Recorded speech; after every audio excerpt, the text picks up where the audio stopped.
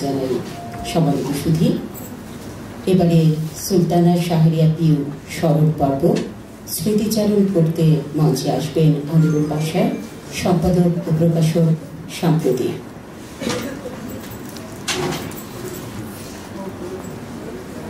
সম্মানিত সুধী, স্মৃতিচারণে মঞ্চে আসছেন আমিরুল বাসার।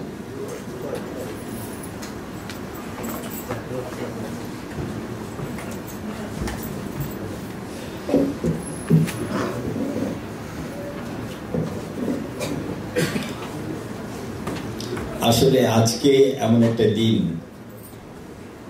এটা একটা আনন্দের দিন, অনুপ্রেরণের।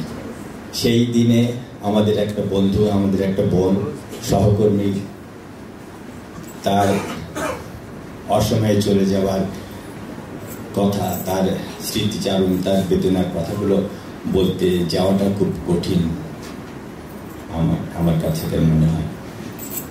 আজকে যে অনুপ্রেরণ, এত সুন্দর একটা অনুষ্ঠান, এর যে যাত্রা হয়েছিল একটি সাহিত্য পত্রিকা প্রকাশের মাধ্যমে। ইউসুফ ভাই অনুপ্রেরণের কর্ণধার হলেও প্রথম যে নির্বাহী সম্পাদক ছিলেন সরশেষ আলিম, সে ছিল আমার বন্ধু। সেই সুবাদে অনুপ্রেরণে আমার যাতায়াত ছিল, কিন্তু সেটা বেশি দিনের কথা নাই, এই 10-15 বছর আগে হবে। আর পিউ আপার সাথে আমার সম্পর্ক, আমার পরিচয়, আমাদের কাজ 20 বছর ধরে। 20টা বছর আমরা একসাথে কাজ করেছি। কিভাবে? 21-এর বইমেলায় লিটল ম্যাগাজিন স্টলে আমার পত্রিকার স্টল থাকতো, সেখানে পিউ আপা নিয়মিত যেতেন। আমি তখন আমার পত্রিকা সাম্প্রতিকের সম্পাদক এবং একজন সেলসম্যান। আমার ওখানে আমার পত্রিকা ছাড়াও কিছু কিছু প্রকাশনা থাকতো, আমাদের নিজেদের বই থাকতো। পিউ আপা কিনতেন, তখন তার নাম জানতাম না। বই কিনে নিয়ে যেত, 500, 700, 1000 টাকার, 15,000 টাকার বই পত্রিকা কিনে নিয়ে যেত। আবার মাঝে সাঝে কি করতো, সে কিছু কিছু খাবার কিনে নিয়ে আসতো। আমি তো সবসময় থাকতাম না স্টলে, আমার ওখানে যে ছেলে মেয়েরা দায়িত্ব পালন করত, তাদেরকে সে খাবারগুলো দিত। আবার কখনো দেখতাম ওই ছেলে মেয়েদেরকে তার গাড়িতে করে নিয়ে যেত, নিয়ে গিয়ে তার বাসা পর্যন্ত পৌঁছে দিত। তখনও তার সাথে আমার কোনো কথা হয়নি। একদিন আমি জিজ্ঞেস করলাম আমার ছেলে মেয়েদের যে কি ব্যাপার, তোমরা ওনাদের সাথে যাও, কি বলে উনি তোমাদেরকে? তখন আমার যে দায়িত্বপ্রাপ্ত ছেলে মেয়েরা তাকে বলতো যে ভাইয়া, উনি খুব ভালো মানুষ, উনি আমাদেরকে খাওয়ায়, জিজ্ঞাসা করে পড়াশোনা কি করছো, কোথায় বাড়ি ইত্যাদি, আর এইসব কথাবার্তা বলে। তো ওদের বললাম যে ঠিক আছে, উনি আসলে আবার আমার সাথে একটু কথা বলতে বলো। আসতো, প্রত্যেক সময় আসতো। সেটা 2004 সালের কথা, 4 সাল কি 5 সাল হবে। ওই সময় থেকেই, তখন থেকেই তার সাথে আসা যাওয়া, কথা বলা, কবিতার সাথে এবং পত্রিকার সাথে। আমি একটা পত্রিকা বের করতাম সাম্প্রতিক, সেটা এখনো বের করি। সেটার সম্পাদনা পরিষদের সাথে তিনি ছিলেন। তিনি কয়েকটা সংঘ সম্পাদনাও করেছেন অতিথি সম্পাদক হিসাবে।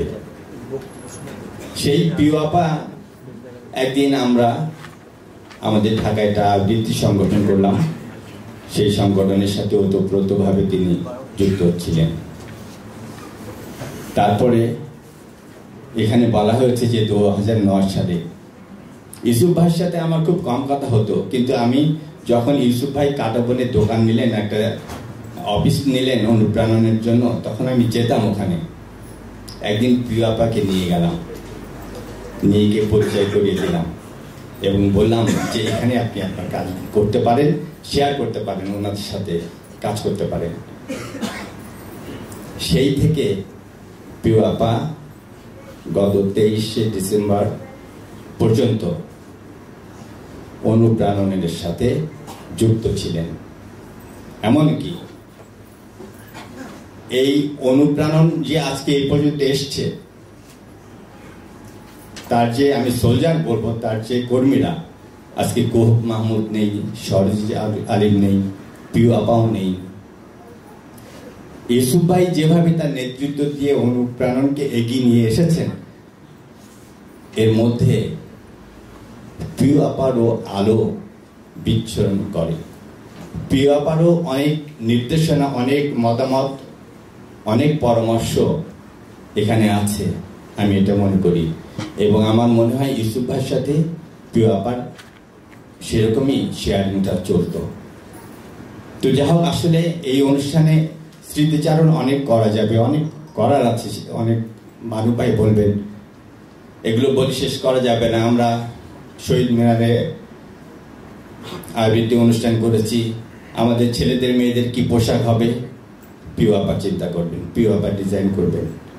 কোন অনুষ্ঠানে, রবীন্দ্রনাথের অনুষ্ঠানে কি পোশাক হবে পিউ আপা, কোন কবিতাগুলো হবে পিউ আপা, শিল্পকলা এই প্রোগ্রামগুলোতে কিভাবে উপস্থাপনা হবে, কিভাবে কি করতে হবে পিউ আপা।